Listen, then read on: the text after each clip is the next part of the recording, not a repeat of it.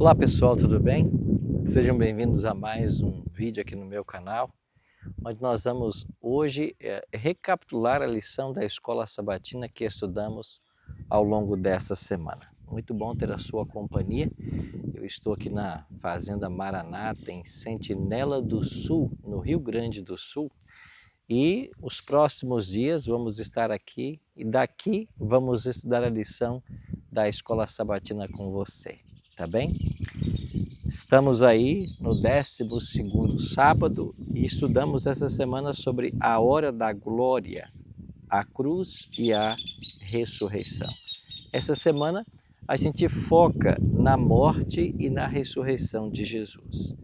A morte de Cristo e sua ressurreição é o momento da glória. Por que isso? Porque é o ápice, porque é o clímax do grande plano da salvação.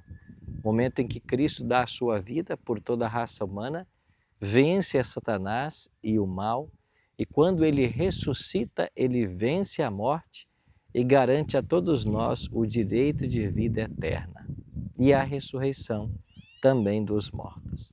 É por isso que é a hora da glória. E nós vamos então recapitular esse tema. No Evangelho de João, a cruz e a ressurreição eles formam o clímax do Evangelho. Vamos analisar então os capítulos 11 a 20. Interessante que do 1 ao 10 do Evangelho de João, nós estamos falando de 3 anos e meio do ministério de Cristo. Mas os capítulos 11 a 20, nós estamos falando acerca de uma ou duas semanas de acontecimentos no seu ministério. E a lição começou a respeito da história de Pilatos, quando faz a pergunta para Jesus o que é a verdade. Você sabe que Pilatos ele não encontrou em Cristo culpa alguma. E ele tentou de alguma maneira livrar a Jesus, mas ele não conseguiu. E a lição, eu acho interessante que faz um paralelo, a respeito dos passos que ele deu. Primeiro, ele foi governador que se afastou da verdade. Ele deixou que o preconceito bloqueasse a sua percepção. Esse foi o primeiro passo que Herodes deu no afastamento da verdade, na rejeição dela. Segundo, ele perguntou o que é verdade, mas ele não esperou a resposta. Resposta essa que poderia ter mudado sua vida completamente. E terceiro, ele perdeu a oportunidade de conhecer a verdade e sua decisão, por causa de sua decisão anterior e das pressões que enfrentava. Ou seja, a pressão que ele sofreu por parte dos líderes judeus o impediu de conhecer a verdade. A gente pode fazer com a história de Pilatos também um paralelo daquilo que acontece com os ímpios hoje. Quando o ímpio ele abafa as percepções da verdade que o Espírito Santo pode provocar ao seu coração, ele se afasta do ideal de Deus. Ele pode também deixar que os seus preconceitos o impeçam de conhecer a verdade. E, finalmente, as pressões exteriores. Nesse caso, muitas vezes, pressões de famílias e amigos acabam afastando as pessoas da verdade e de uma decisão. Então, aquilo que aconteceu com Pilatos também pode acontecer conosco. Na parte de segunda, ele diz, eis o homem. Pilatos autorizou, ordenou que Jesus fosse açoitado. E ao fazer isso, ele esperava apaziguar a ira da multidão que ali estava e que eles deixassem Jesus em paz. A atitude hostil contra Jesus envolveu também o tirar-lhe as vestes, vestir-lhe com uma túnica de púrpura e colocar em sua cabeça uma coroa de espinhos. Já que ele se dizia, ou que diziam que ele era o rei dos judeus, ele apresenta eis o homem. E Pilatos lança mão ainda de mais um recurso, dizendo que por ocasião da Páscoa era costume soltar um ladrão, e ele então esperava que o povo escolhesse entre Cristo e não Barrabás, um dos piores ladrões que havia ali. Mas, para a surpresa dele, a multidão gritou, solte-nos Barrabás. E o que eu faço com Cristo, esse você crucifica. E aqui eles também apelaram para César. Se você solta esse homem, você não é amigo de César. Interessante como os judeus mudaram rapidamente sua posição. Eles abriram mão da independência que eles buscavam como nação. Eles que desejavam se livrar do jugo romano, agora dizem: nós não temos outro rei senão César. Então eles abrem mão. Os líderes deixaram que o ódio superasse suas aspirações nacionais. E então que Jesus foi crucificado. Mais um ato de Pilatos na parte de terça-feira. Ele colocou sobre a cabeça de Jesus uma placa: Jesus Nazareno, o Rei dos Judeus. Para que todos pudessem ler, a escritura estava em latim, grego e hebraico. Os líderes judeus pediram que ele mudasse, né? Não coloque Jesus, o Rei dos Judeus, coloque ele se disse Rei dos Judeus. Mas Pilatos já tinha perdido a paciência com esse povo, né? E ele disse: o que eu escrevi, escrevi. Vai ficar assim. E assim ficou. E aí nós temos então uma cena tocante. Lá na cruz, antes de morrer, Jesus observa sua mãe e João. Então, mesmo sofrendo as agruras da morte, Jesus declara para João: João, eis aí tua mãe, e para Maria: Maria, eis aí teu filho. O significado foi: a partir de agora, cuidem de um do outro até que eu venha. João era o discípulo mais jovem dos 12. Ele então recebeu Maria em sua casa e cuidou dela, segundo a tradição, até a sua morte. Antes de partir, Jesus se preocupou em deixar uma casa para sua mãe. Isso mostra a preocupação que Jesus tinha para com sua mãe, para com sua família, se interessou por todos. E na cruz, eu lembrei essa semana para você de que por 2 vezes ofereceram algo para que Jesus bebesse. Primeiro ofereceram o vinho e ele rejeitou, e depois ofereceram um tipo de vinagre e ele tomou. E na hora da morte declarou: está consumado.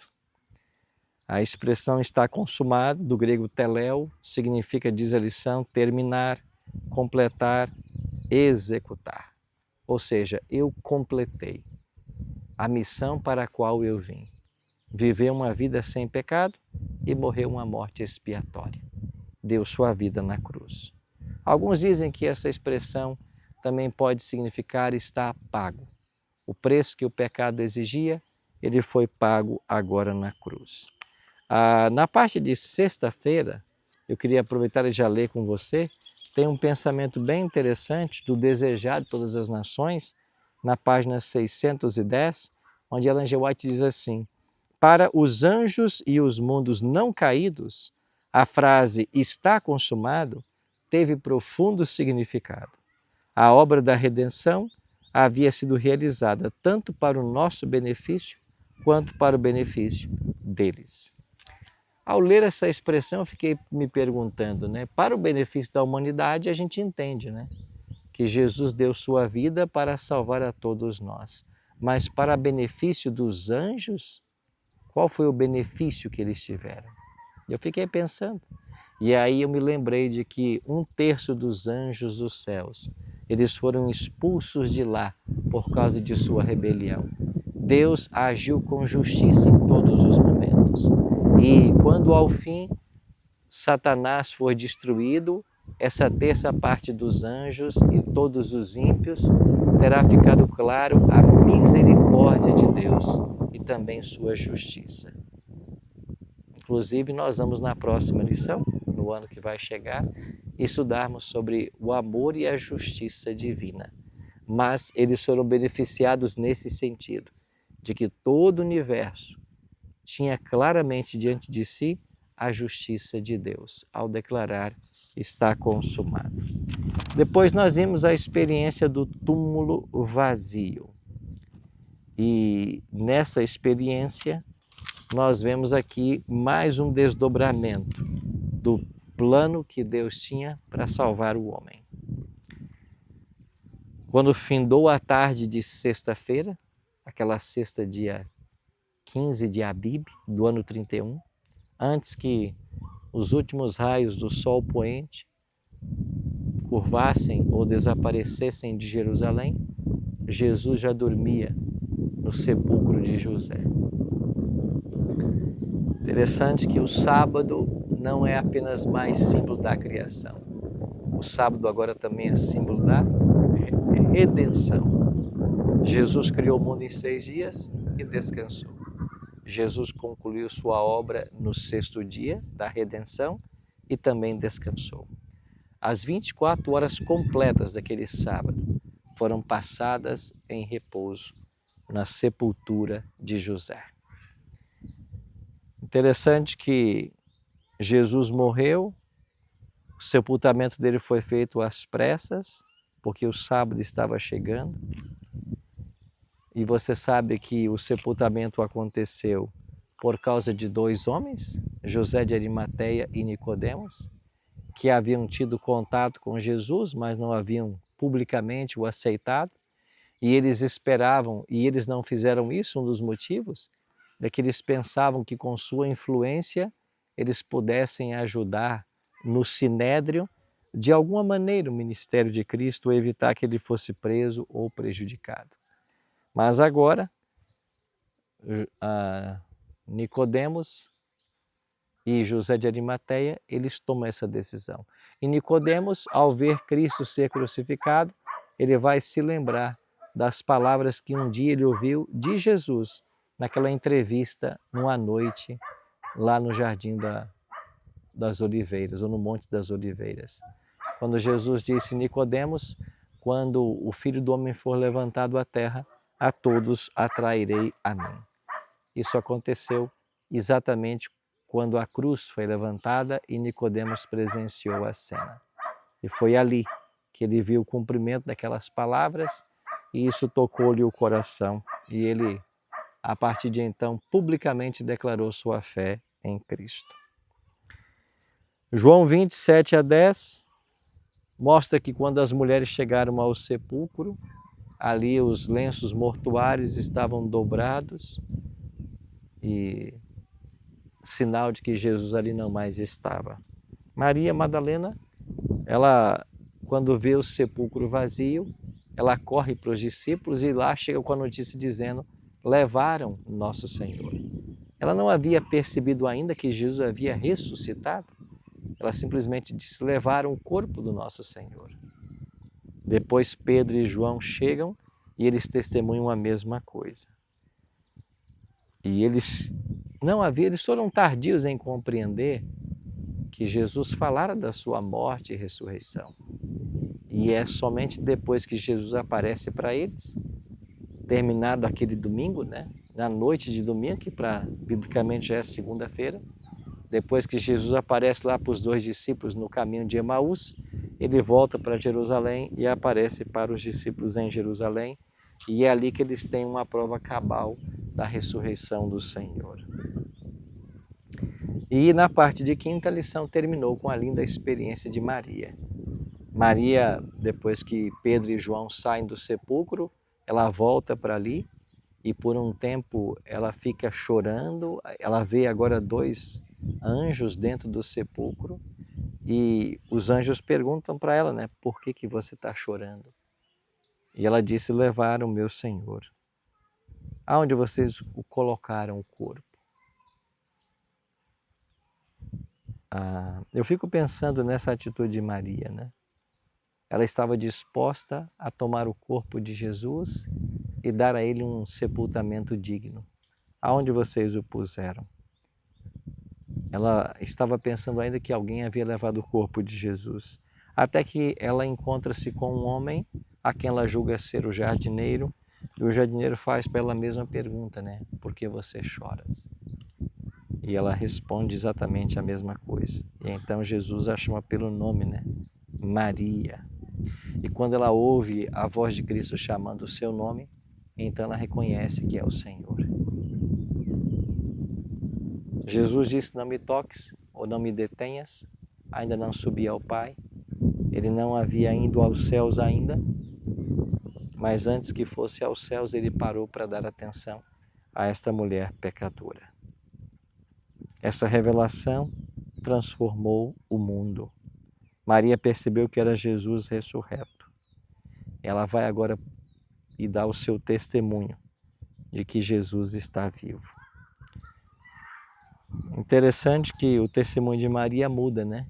Em João capítulo 20, verso 2, ela diz para os discípulos: tiraram o corpo do Senhor do túmulo.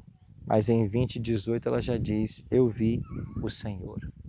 O nosso testemunho ele é completamente diferente depois que nós temos uma visão clara de quem é Jesus. Quando nós nos encontramos face a face com Ele, a nossa vida muda completamente. E esse testemunho de Maria foi um poderoso testemunho para todo o resto de sua vida, do quanto o Senhor fez por ela. A lição foi maravilhosa, né? E a gente destacou na lição 2 exemplos. Um exemplo de alguém que rejeitou a graça, que teve as oportunidades, que poderia ter sido uma bênção na vida de milhares de pessoas, que foi o caso de Pilatos, caso aceitasse o Evangelho, e o testemunho de Maria, que não perdeu a oportunidade, aceitou a graça de Deus e deu um lindo testemunho de sua fé. Eu e você nos enquadramos em um ou outro, né? As decisões que hoje tomamos é que vão dizer isso. Semana que vem vamos estudar o epílogo do Evangelho e a gente conclui então temas do Evangelho de João. E vamos para uma nova lição na outra semana. Que Deus possa dar a você um sábado muito feliz e abençoado, que você tenha a chance de recapitular essa lição na sua classe e participar com os professores ou alunos dessas maravilhas que a lição tem trazido para nós. Ora comigo? Pai Celeste, muito obrigado porque aprendemos essa semana que a cruz e a ressurreição foram também os momentos da glória de Cristo, a sua glorificação, porque na cruz ele venceu o mal. Na cruz Satanás foi vencido, na ressurreição a morte foi vencida, o pecado foi vencido e agora é apenas uma questão de tempo, até que o Senhor volte para buscar a todos nós e destrua para sempre Satanás e seus anjos e também os ímpios.